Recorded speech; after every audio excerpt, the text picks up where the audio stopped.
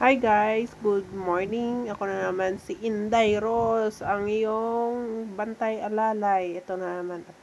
Magkakapakarga ako ng gas dahil ako ang naka-assign sa mga ganyan. Sabi ko, dalhin na lang natin to para isahan na lang at inutusan ako ng amo na gawa yung cellphone ng mga bata. Ayan, dinaan ko muna yung mga luggage kasi kararating lang nila. So, dalhin ko muna dito sa kanyang nanay. Ibalik ko muna. Mag-doorbell na ako. Ito na, sabi ko, sa inyo na yan. O, yan. Kaya, sige, patulang kami ng bato dyan. Sabi ko, sa inyo na yan. Ito na nga, tinatagtad na naman kami ng trabaho. Ganitong life ng yaya. So, pupunta na ako ngayon dun sa pagpagawaan ko ng cellphone at paggawa ko yung cellphone nila. So, on the way na kami doon. So, ito na. Bakbakan na guys na naman. Oh, ito na. Karga may. Dinaan ko muna yung gasol. Para isang isang pagod na lang ba. Sabi ko, order ako muna ng 2 gasol. Ayan na.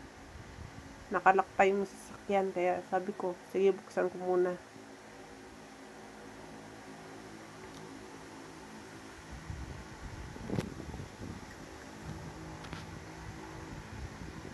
Payment time. Pasensya na kayo at bago-baguhan lang ako sa mga pag-voice over. Hindi ko pa alam kung paano mag-voice over. Utal-utal pa talaga ako guys. So, pagpasensyahan nyo na. Ito na at samahan nyo ako. Ipagawa ko yung cellphone. At wala namang ibang uutusan kundi ako. Ako talaga naka-in-charge pagdating sa labas. Kaya lahat isang sabi lang yan. Matik na yan. Kaya hindi yan sumasakit yung ulo sa akin ng aking amo. For the go lang talaga tayo. Go lang. Kaya, ano pa ba?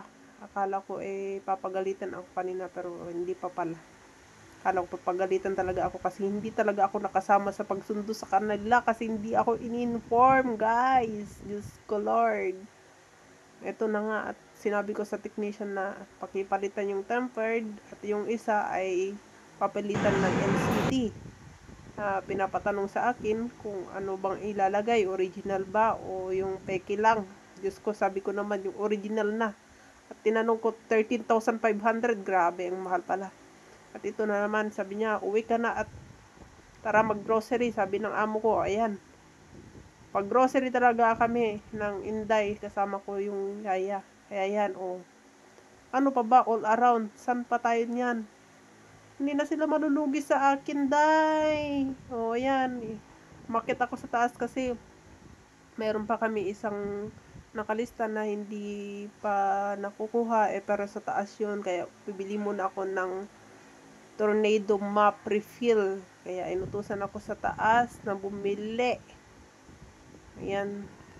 Nagtanong ako dun sa kung saan yung tornado. Hanap ako ng hanap. At ang laki naman kasi ng store na ito. Kaya ito, nag-sale naman sila, kaya 4 nang kinuha ko para kuskus nun nila nang ikuskus dyan kahit pa masira, para hindi na ako bili. Magbabago naman kasi something kasi may panlay. Sumasayo yung mga kapatida. Bumaba na ako. Kapatikan ko sila sa baba.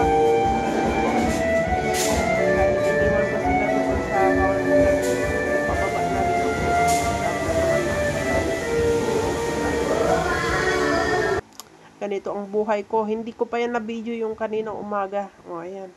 Sabi ko, hindi ko bibigay itong mga hadiya ninyo kung hindi pa tapos. Sabi ko, o, ayan. Pagkatapos namin na-discarga sa bahay, ito na naman, pupuntahan ko sa mga bata doon kasi tumawag sa akin yung isang yaya na andun daw sila sa swimming pool. Doris,